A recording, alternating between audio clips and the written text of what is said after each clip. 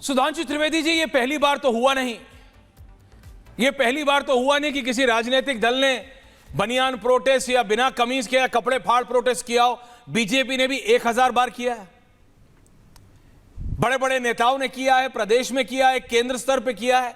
दिल्ली में तो विजय गोयल जी फटा बनियान पहन के भैंसा बुग्गी पे चढ़ के अशोका रोड घूमते थे शीला दीक्षित जी की सरकार के खिलाफ। एक नहीं, 1 दर्जन है। तो आपसे यह सवाल है कि आप इसको देश विरोधी क्यों बताते हैं? कांग्रेस कह रही है भाई हमारा काम है सरकार को कटघरे में खड़ा करना, हमारा काम है सुधांशु त्रिवेदी की पार्टी के ऊपर नकेल कस के रखना, हमारा काम है कि अगर कुछ गलत हो रहा है तो उसको उजागर करना ताकि सरकार अपना काम बेहतर करे। इनफैक्ट कम से कम किताबों में तो यही लिखा गया है ना, the real work of the opposition. Sudhanshu ji, पूछता हूं मैं और पूछता है भारत, तो ये प्रोटेस्ट सही कैसे नहीं आपके? बिल्कुल, आपने बिल्कुल सही बात कही। लोकतंत्र में विरोध करने का सबको अधिकार है, पर विरोध करने की एक व्यवस्था है, विरोध करने की एक मर्यादा है।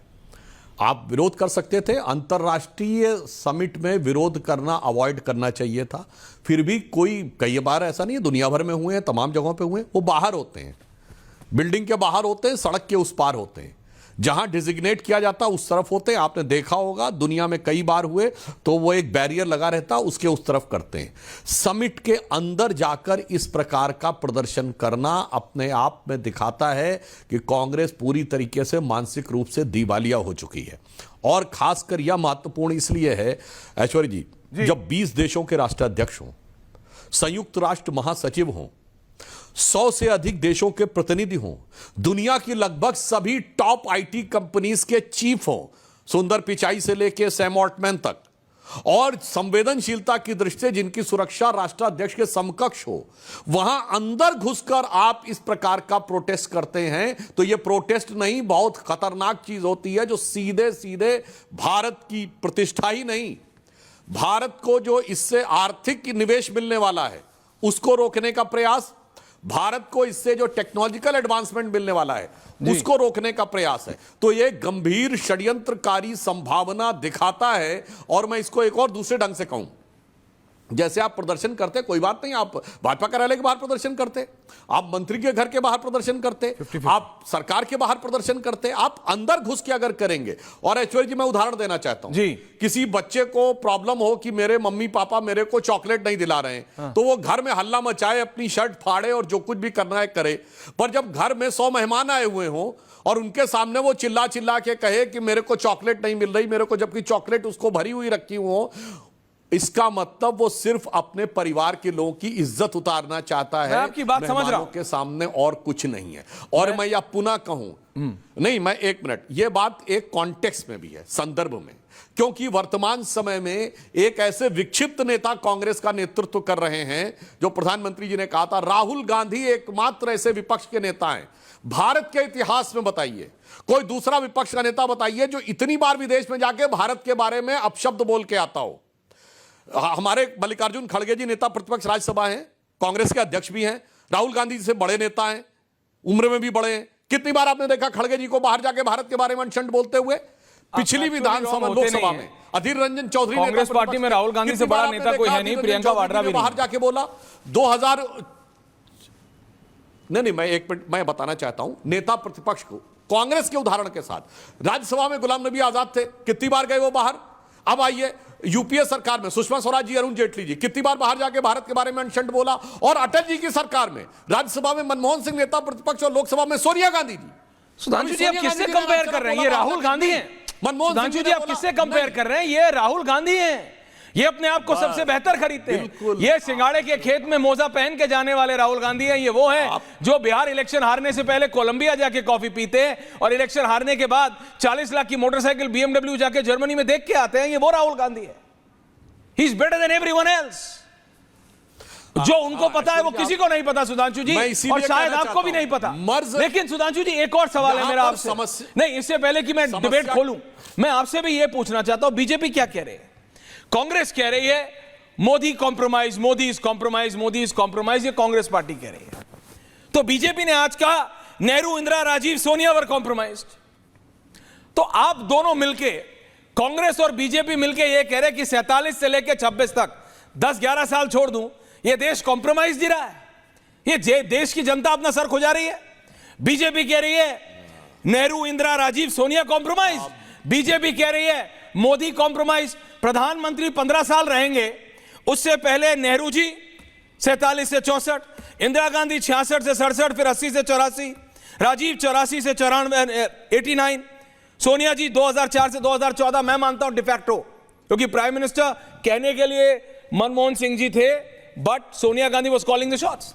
तो आप दोनों पार्टियां मिलकर यह कह रहे हो यह देश आजादी से लेकर अभी तक 10-12 साल के अलावा कॉम्प्रोमाइज ही रहा है। Sudhanshu ji, it's a very serious question, क्योंकि एलिगेशन इस तरीके का है।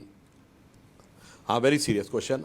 ऐश्वर्य जी, पहली बात, ये हम नहीं कह रहे हैं, ये पब्लिक डोमेन के आधिकारिक दस्तावेज कह रहे हैं, और ये अनेक गंभीर पदों पर रहे हुए व्यक्तियों की किताबें कह रही हैं। मैंने भी आज 6-7 ट्वीट किए हैं, और मैं सब प्रमाण बोल रहा हूं कांग्रेस के अंदर के लोगों का, बाहर का छोड़ दीजिए।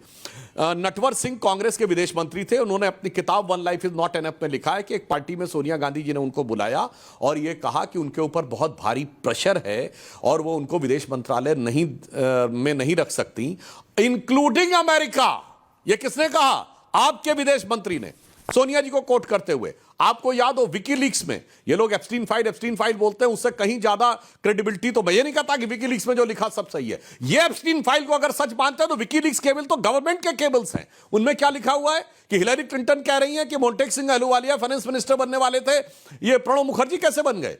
ये भाई कैसे उनको पता कि मोंटेक सिंह अहलूवालिया बनने वाले थे या नहीं बनने वाले थे? याद करिए, प्रणब मुखर्जी जी के ऑफिस की स्नूपिंग हुई। भाई ऑफिशियल आया, देश के रक्षा मंत्री के कार्यालय में जासूसी उपकरण पाए गए, कांग्रेस तो उस पर मौन धारण कर लिया।